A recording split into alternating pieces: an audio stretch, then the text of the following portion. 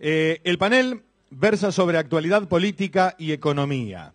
Tenemos el gusto de contar en este panel con el periodista Pablo Rossi y con el licenciado Paulino Rodríguez. El aplauso para ellos.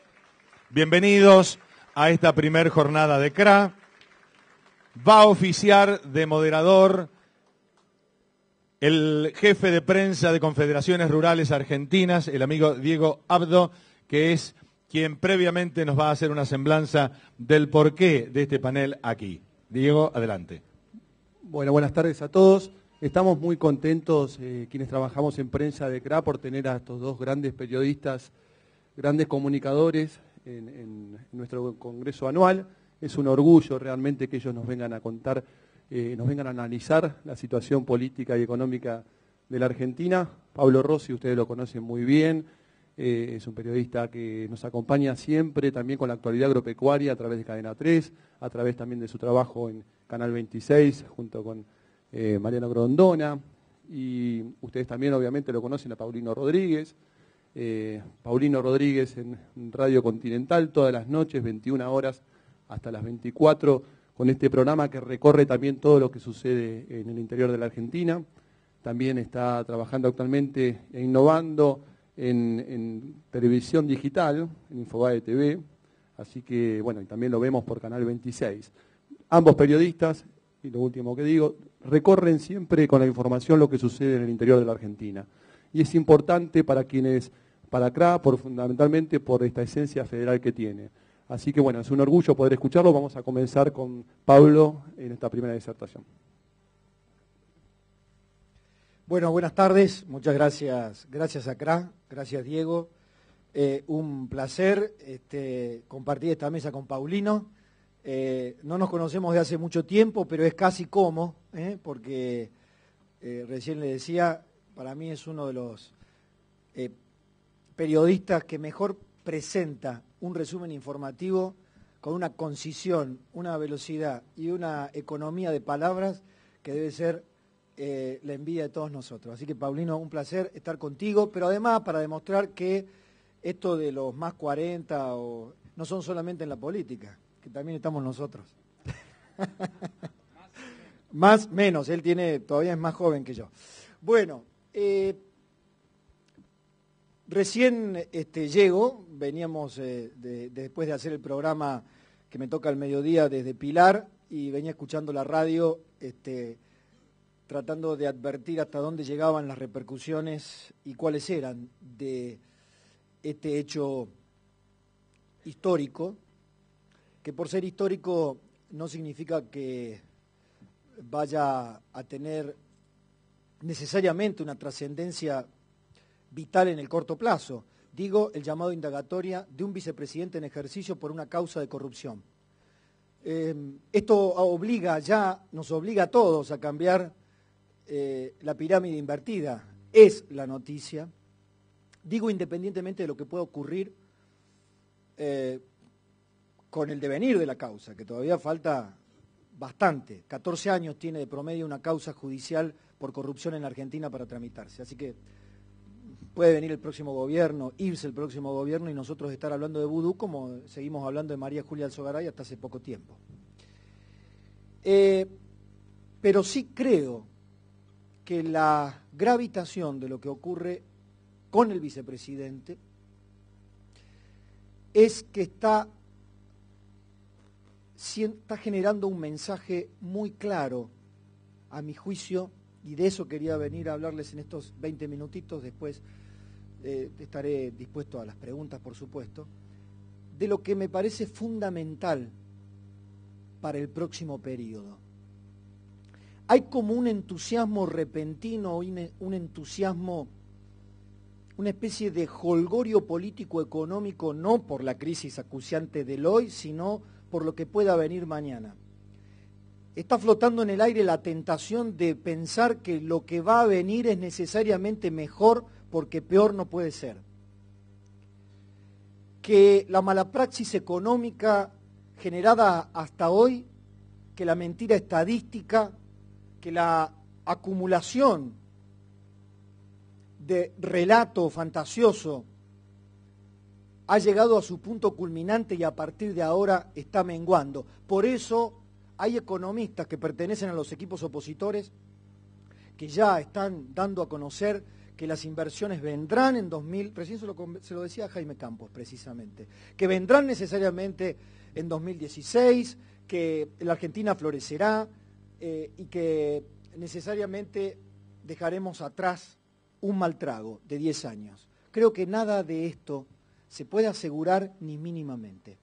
Y que si no estamos en alerta sobre los problemas crónicos, las enfermedades de larga data, genéticas que arrastramos, no habremos entendido nada. Mi pregunta para traducir el concepto y hacerlo en una frase es: ¿cuánto populismo quedará cuando los Kirchner no estén? ¿Cuánto populismo quedará en la política argentina, en la economía argentina, en la estructura del Estado? ¿Podemos por estas horas brindar un panorama de cuánto cerrará el dólar a fin de año? ¿De cuánto será la inflación, 30 o 40? ¿De a cuánto se podrá conseguir un crédito en los próximos 2 o 3 meses? ¿Bajará la tasa del Banco Central en la medida en que afloje la inflación, como planteó el presidente del Banco Central, con la perspectiva de 28.000 millones de dólares de reservas para fin de año? Mire, son preguntas muy acuciantes, pero también muy cortoplacistas. La marea que contamina estas tierras prósperas tiene que ver con la corrupción expuesta. Y la corrupción expuesta tiene que ver con la praxis política y la praxis económica. Hay algunos candidatos que, me da la sensación, advierten que la demanda anticorrupción se convierte o se puede convertir en una meta interesante para el marketing político. Y allí también habrá un desafío: que no se ponga de moda el discurso anticorrupción. Tener un vicepresidente sospechado en grado ahora, hoy, importante, porque el llamado a indagatoria del juez Lijo pone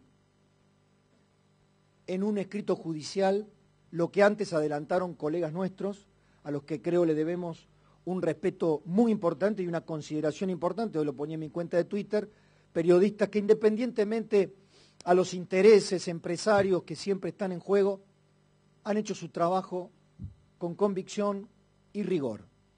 Por citar Nicolás Viñaski, Hugo Alconada Mon y tantos otros. Hoy un escrito judicial dice que el vicepresidente de la Nación se quiso quedar junto con un grupo de amigotes de Mar del Plata, los descuidistas, la banda de los descuidistas, diría Jorge Asís, que fue uno de los primeros que lo puso en la luz, con el negocio de la máquina de imprimir billetes. Como metáfora es gravísima. Después, todo lo que Rubén Ferrero permanentemente nos dice del lado de ustedes, del lado de los productores. Ya hay algunos reportajes en este tiempo de conclusiones tan nítidas, no en otros tiempos, de conclusiones tan nítidas que las preguntas y las respuestas se parecen demasiado, al menos me pasa a mí. ¿Qué va a ser del campo en los próximos años? ¿Qué va a ser del campo, de la soja, de la maquinaria agrícola? Todo hoy converge en función del modelo que se presente en 2015. Y ahí sí que hay expectativas interesantes y ciertas. Desde el punto de vista del juego político, está muy interesante el panorama. Está muy interesante. El peronismo dividido, una vez más, en diversas facciones, está tratando de enderezar una propuesta que no lo debilite. Por eso permanentemente hay juego de tronos en el peronismo. Me saco una foto con el álbum de fotos de la Sota con Massa, de la Sota con Scioli, Massa con un intendente radical, Scioli con de la Sota. El intercambio es la búsqueda. También es coyuntural. Unen, hoy forma parte de esa expectativa de construcción política que la Argentina nunca se pudo dar fuera del peronismo. Es decir, construir una alianza programática sólida con un programa político, económico, institucional que se mantenga en el tiempo, independientemente de las discrepancias internas, como un sólido gerente de la cosa pública. Esa fue la alianza que fracasó, que explotó en el año 2000, pero la promesa de poder finalmente tener Made in Argentina, una concertación al estilo chileno, Frente Amplio al estilo Uruguay, o tantas alianzas del tipo en Europa. Ahora bien, estos son los juegos, las fichas en el tablero. ¿Cuál es lo medular para mí? Desde este humilde, modestísimo punto de vista, que lo planteo desde el punto de vista de una de las obsesiones. Libertad o Barbarie, el libro que escribí hace un año y medio, pretendía recoger la idea de un alegato de resistencia contra la barbarie. En la contratapa decía que no se trataba de revalidar una... Paulino, alguna vez charlamos del libro en el programa de Paulino, no se trataba de remitirse a la vieja antinomia sarmientina, se trataba de reactualizarla y pensar quiénes son los bárbaros y quiénes los civilizados. La nueva barbarie se presenta educada, civilizada, de buenas maneras, con trajes muy caros, con gustos caros, con departamentos en Puerto Madero. La barbarie que siempre estuvo presente en mi cabeza es la del sonriente vicepresidente de la Nación. Esa es la barbarie que debemos desterrar. Pero no con algaradas anticorrupción solamente. Ahí Elisa Carrió gana por lejos en la intransigencia, en el señalamiento, pero pierde en la construcción. ¿Cómo amalgamar una demanda social para sanear institucionalmente la República y que eso se convierta en una plataforma de gobierno? ¿Saben qué se me ocurre únicamente? Si la demanda social la acompaña. Así como no mejoramos el sistema educativo porque pese a la mayor inversión que decían que era del 6%, del 9% según Capitanich se sumaban los planes sociales, resulta que ahora con los nuevos números del INDEC no llegó al 5,3% en 2012, la inversión educativa. Pero compramos el relato, debe haber sido uno de los relatos, de los pocos relatos del kirchnerismo que compré en términos personales o profesionales, cuando Néstor Kirchner nombró a Daniel Filmus, por fin un especialista, dijimos. Por fin la educación, la inversión, bienvenida sea, la nueva ley de financiamiento educativo. ¿Y en qué ha terminado? ¿En estatización de la Universidad de Madres Plaza de Mayo? ¿En programas para hacer estudiar a jóvenes que no terminaron el secundario, con profesores que no terminaron el secundario y con lugares para dar enseñanza que muchas veces son unidades básicas o locales de la cámpora? No, permítanme, no. Adoctrinamiento, en cambio de apertura, diversidad, pluralidad. No, el relato también entró en lo educativo. Pero ¿saben qué? Entró a nuestras expensas. Porque la verdad, el campo se movilizó, el campo y la ciudad se movilizó en 2008 por una 125, por una norma, y esto se los decía a mis amigos de Rafaela, cuando me tocó en 2008 dar una conferencia ante más o menos un auditorio similar a este. En ese momento, pletóricos de bronca, los rafaelinos, contra el intendente Omar Perotti, se llevaban pésimo, ni lo invitaron los amigos de la Sociedad Rural de Rafaela esa noche, me habían invitado, pleno 2008. Entonces, parado o sentado como aquí, les dije, ustedes me han invitado para que yo los ayude a hacer una catarsis antikirchnerista por la bronca que tienen con la 125 y toda esta historia. Ya había pasado la 125, se había generado el voto no positivo de Cobos. Le digo, ¿saben qué? Es demasiado fácil. Me gustaría preguntar en este auditorio, hoy, agosto del año 2008, que levante la mano como hacían, mi tío me llevaba a los circos en Alta Córdoba, y había un payaso que decía, a ver, y buscaba a uno de los chicos, yo le tenía terror al payaso seleccionador. Entonces yo le pregunté, levante la mano, ¿quién votó por Cristina Fernández de Kirchner en este auditorio en 2007? Y todos empezaron a hacer así debajo de la silla, como los chicos asustados para que no los llame el payaso. De eso se trata. No se trata de estigmatizar a nadie. Y todos nos podemos equivocar. Yo con 42 para 3 ya me equivoqué. Mi voto ha sido lo menos lógico. Pero finalmente de eso se trata. Se trata de lo que apoyamos, se trata de lo que avalamos, se trata de lo que no pedimos. Y el tema del populismo, y con esto voy cerrando, para darle el espacio a mi amigo Paulino, el tema del populismo lo quiero traducir no a un concepto sociológico o lejos de mí un discurso político, a algo muy concreto, muy pragmático.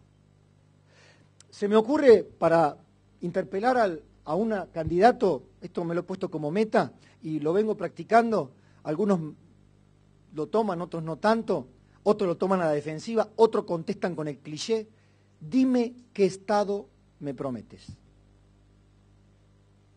Se lo preguntamos a Massa, a Sanz, el Estado, ni chico ni grande, el Estado ideal. Bien, ¿cuál es el Estado ideal? ¿Haciendo qué?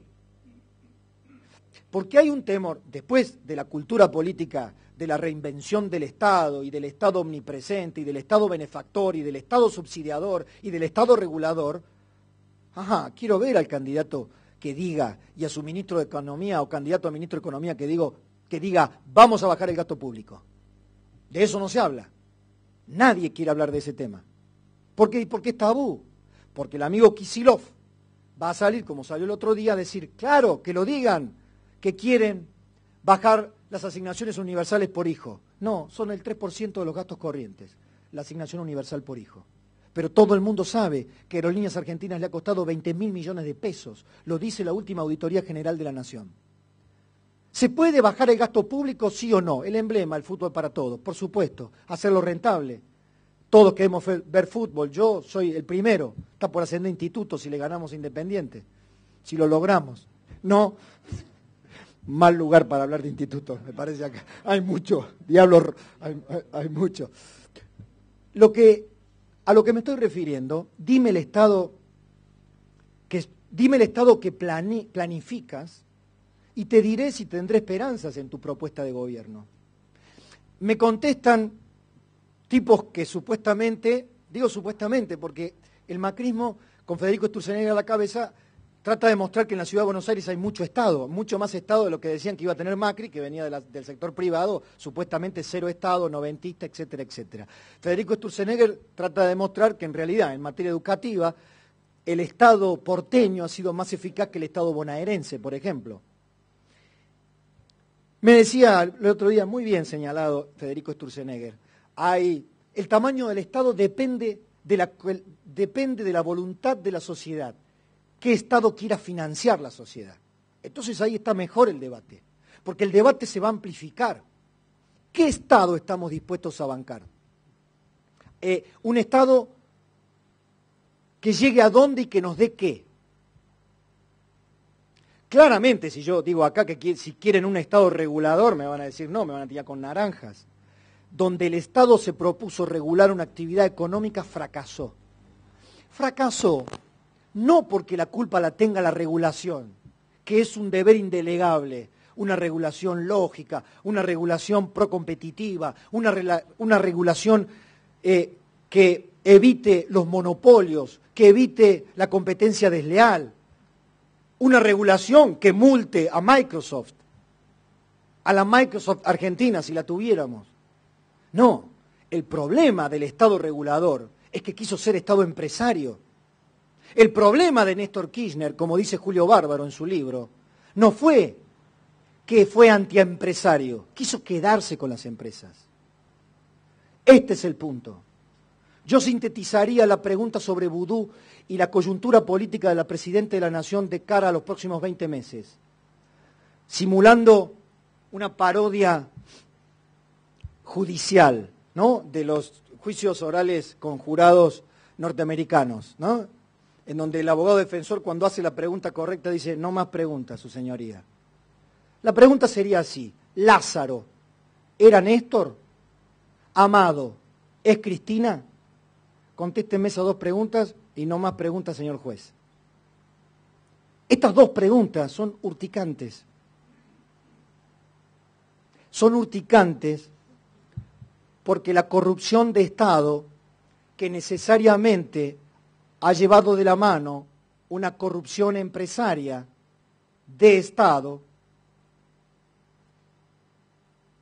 ha sido uno de los factores por los cuales muchos jóvenes, no imputables en su afición por sumarse a este modelo, por militar en la Cámpora o por militar en alguna agrupación oficialista, van a ver destruidos por un manojo de advenedizos, de insaciables, van a haber destruido eso que se les vendió como un modelo nacional y popular. ¿Podemos tener un verdadero modelo nacional en la Argentina? Lo de popular, lo obvio, ¿saben por qué? Porque de tanto usar la palabra popular a todo como adjetivo, la han vaciado de sentido. Si no sos popular, sos gorila, sos facho, lo que estoy acostumbrado ya y ya con la piel un poco curtida, simplemente por estar al lado de Mariano Grondona. Esa Argentina dicotómica, esa Argentina del enfrentamiento blanco-negro, del enemigo, del amigo-enemigo, parecería quedar atrás. Parecería quedar atrás. Está muy bien. En ese aspecto coincido que hay un horizonte fantástico. Pero, y con esto cierro, no nos durmamos en los laureles ni en los espejitos de colores que nos presenten los nuevos candidatos que prometen ser nuevos por todo, para todos y con todo. Tenemos el deber, empezando por nosotros los periodistas, pero también cada uno de los ciudadanos, de indagar a fondo. ¿Indagar qué? ¿Cuánto populismo residual quedará en la Argentina para boicotear un verdadero desarrollo económico, político y por una cultura republicana? Tener instituciones controladas, justicia independiente, no son demandas de una plataforma vieja de los años 80. Son más que nunca la principal garantía del desarrollo económico futuro del país. Muchas gracias.